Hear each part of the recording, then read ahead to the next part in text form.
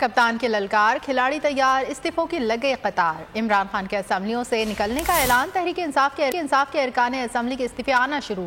सिंध से 26 इस्तीफे खुर्रम शेर जमान को मौसूल। पंजाब से अब तक 3 इस्तीफे आ चुके हैं।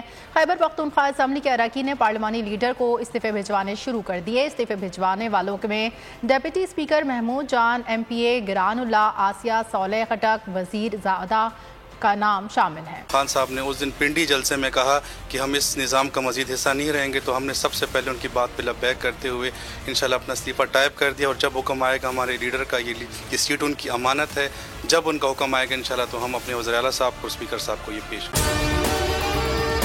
और अगर आपको हमारी ये वीडियो पसंद आई है तो लाइक पर क्लिक कीजिए।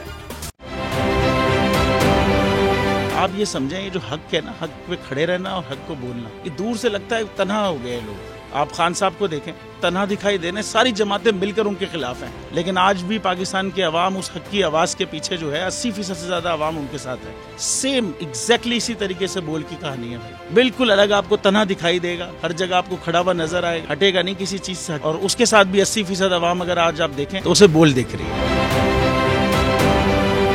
जाली केस है ना, ये हम पे उस वक्त बनाए गए थे जब हुकूमत यही थी, इन्हीं लोगों की हुकूमत थी ना। और ये जाली केस, इनको मैं नहीं कह रहा इस केस को जाली केस, इनको पाकिस्तान में क्या पूरी दुनिया में एक ऐसा शिकायत कुंदा नहीं मिला, एक ऐसा कंप्लेनेंट नहीं मिला जिसने ये कहा हो कि हमारे साथ फ्रॉड हुआ है। तो ये खुद ही बन गए कंप्लेनेंट, और ये खुद ही इन्होंने खुद ही इन्वेस्टिगेशन की, उसकी खुद ही तफ्तीश भी की, यानी कि कंप्लेनेंट भी है, इन्वेस्टिगेशन ऑफिसर भी है। और इन द एंड इन्होंने फिर उसके बावजूद ये कोर्ट में जमा कराया कि जी ये केस जाली केस था और इसमें किसी किस्म जो कुछ एग्जैक्ट कर रहा था सब लीगल। ये मेरी बात नहीं है, ये इनके इन्वेस्टिगेशन ऑफिसर की बात। सबसे ज्यादा व्यूज और सबसे ज्यादा रेटिंग के साथ बोल आज भी रहा नंबर 1 पर।